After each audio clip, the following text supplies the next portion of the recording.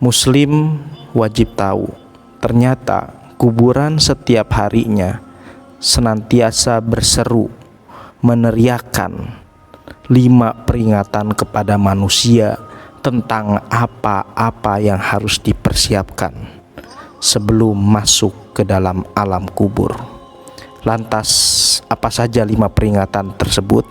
Insya Allah kita akan bahas berdasarkan hadis Rasulullah Sallallahu Alaihi Wasallam. Bismillahirrahmanirrahim. Assalamualaikum warahmatullahi wabarakatuh. Hamdan wa syukurillah, amma ba'd. Harapan dan doa saya semoga saudaraku semuanya selalu diberikan kesehatan, dilapangkan rezekinya, diampuni dosa-dosanya, dan diberkahi umurnya. Amin ya rabbal alamin. Sahabat beriman yang dirahmati Allah, setiap yang hidup pasti akan mengalami kematian.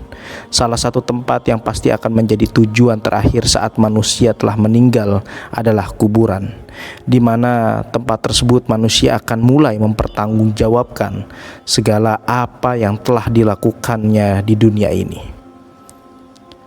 Dan tentunya 5 peringatan ini selalu diserukan oleh kuburan, yang mana berguna untuk memperingatkan manusia agar mempersiapkan apa-apa saja yang tentunya menjadi ujian nanti di alam kubur. Di dalam hadis yang tertulis dalam kitab Daqaiqul Akbar juz 4 halaman 639, semakna juga dengan hadis dalam kitab Sunan At-Tirmidzi, disebutkan bahwa kuburan setiap harinya berseru meneriakkan 5 peringatan. Saya ini adalah tempat sendirian, oleh karena itu maka engkau carilah teman yang akan menemanimu nantinya, yaitu bacaan Al-Quran. Saya adalah tempat yang sangat gelap, maka terangilah saya dengan sholat malam. Saya ini adalah tempat yang dipenuhi oleh tanah, dikelilingi oleh tanah, maka bawalah alas tidurmu, yakni amalan soleh. Saya ini adalah sarangnya ular-ular, maka bawalah penawar daripada ular tersebut dari muka bumi, yaitu bacaan dan amalan Bismillahirrahmanirrahim. Saya adalah tempatnya malaikat mungkar dan nakir, maka perbanyaklah membaca La ilaha illallah Muhammadur Rasulullah, agar engkau bisa menjawab seluruh pertanyaan malaikat mungkar dan nakir. Hadis riwayat Tirmidzi. Sahabat beriman yang dirahmati Allah, 5 peringatan yang diserukan oleh alam kubur ini. Yang pertama adalah carilah teman yang akan menemanimu di alam kubur. Tentunya kita ketahui di alam kubur adalah tempat yang sunyi dan sepi. Tak seorang pun dari sanak saudara yang masih hidup mau menemani kita.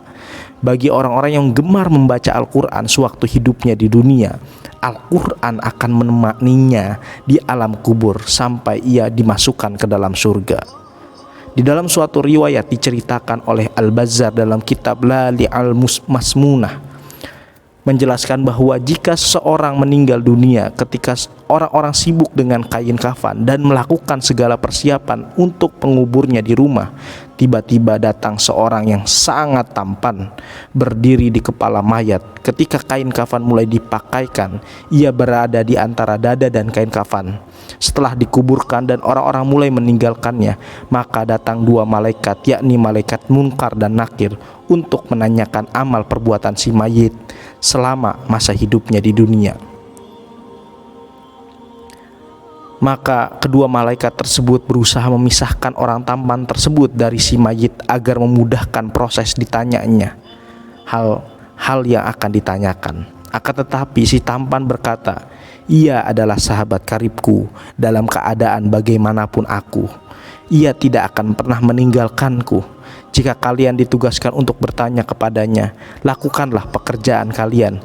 Aku tidak akan berpisah dari orang ini sehingga ia dimasukkan ke dalam surga." Kemudian si tampan itu berkata kepada si mayit, "Ana Al-Quran, aku adalah Al-Quran yang terkadang kamu membaca dengan suara yang keras dan terkadang kamu baca dengan suara yang perlahan. Jangan khawatir, setelah menghadapi pertanyaan mungkar dan nakir ini, engkau tidak akan mengalami kesulitan dan kepayahan." Yang kedua, teriakan yang diteriakan oleh kuburan yakni adalah carilah penerang yang akan menerangimu di alam kubur. Dalam sebuah hadis menjadi penguat bahwa sholat adalah cahaya, sedekah merupakan bukti nyata, sabar itu sinar, dan Al-Quran adalah pembelamu atas penuntunmu. Hadis riwayat Muslim. Nabi Muhammad SAW bersabda tentang kuburan seorang wanita yang berkulit hitam yang bertugas membersihkan masjid.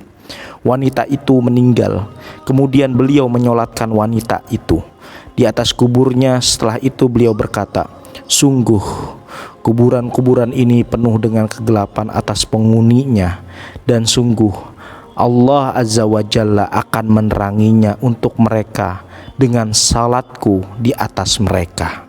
Hadis riwayat Muslim. Yang ketiga adalah carilah alas tidur sebagai bekal nanti di alam kubur yang berupa amalan soleh dan juga kebaikan-kebaikan yang dilakukan selama hidup di dunia, yang nantinya akan menjadi alas kubur sesungguhnya.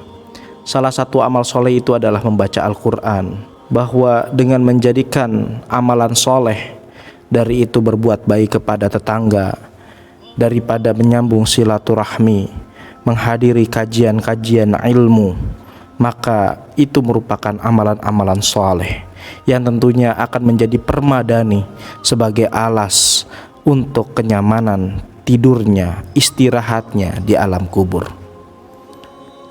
Kemudian yang keempat, bawalah racun dari bumi untuk membunuh ular di alam kubur. Bagi orang-orang yang beriman, racun untuk membunuh ular di alam kubur itu adalah aplikasi dan bacaan daripada Bismillahirrahmanirrahim. Dengan membaca dan mengamalkan ini berarti seseorang telah menghambakan dirinya sepenuhnya hanya kepada Allah Jalla fil Ula, sehingga ular penyiksa dalam al-kubur yang bernama ular kinin ini akan menjauh daripadanya. Dijelaskan dalam sebuah hadis dari Abdullah bin Abi Mulaikah berkata, saya mendengar Aisyah radhiyallahu anha berkata, "Hai orang-orang kafir, akan disiksa pedih di kuburnya dengan dicabik-cabik ular ganas yang botak. Lalu ular tersebut memakan orang itu dari kepala hingga kakinya. Kemudian orang itu kembali dengan bentuk sempurna. Setelah itu dimakan lagi orang itu dari kaki sampai kepada kepalanya. Lalu orang itu kembali kepada bentuk sempurnanya. Lalu ular itu memakan lagi orang tersebut hingga sampai kakinya. Begitu seterusnya." Hadis riwayat Ibnu Abi Syaibah. Lalu yang kelima, perbanyaklah membaca kalimat tauhid. Dengan memperbanyak membaca kalimat tauhid, la ilaha illallah Muhammadur Rasulullah, dan juga tentunya mengamalkannya, meresapinya, memahami maknanya, maka hal tersebut dapat mempermudah mayit dalam menjawab pertanyaan malaikat mungkar dan nakir di alam kubur.